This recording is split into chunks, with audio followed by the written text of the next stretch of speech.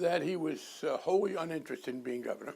He clearly ran for governor so he could become president. I represented in part a very a very industrial, former industrial part of the state, southeastern Massachusetts, New Bedford, Fall River. These were areas that really needed a private sector, public sector cooperation, and he was totally absent. You think that he didn't know they were part of the state.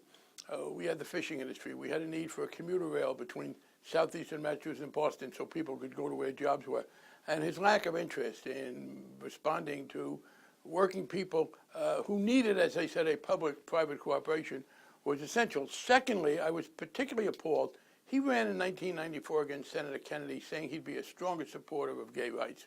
Marriage wasn't specifically the issue, but it was a general tone. In 2004, after the Massachusetts Supreme Judicial Court ruled in favor of same-sex marriage, and there was an effort to get the legislature to put it on the ballot under our Constitution so it could be subject to a referendum, Mitt Romney made as his major political goal in 2004 defeating members of the legislature who were supportive of same-sex marriage. He went after Democrats, particularly women, and frankly, particularly Catholic women, and tried very hard with his money and his organization as a Republican to defeat people.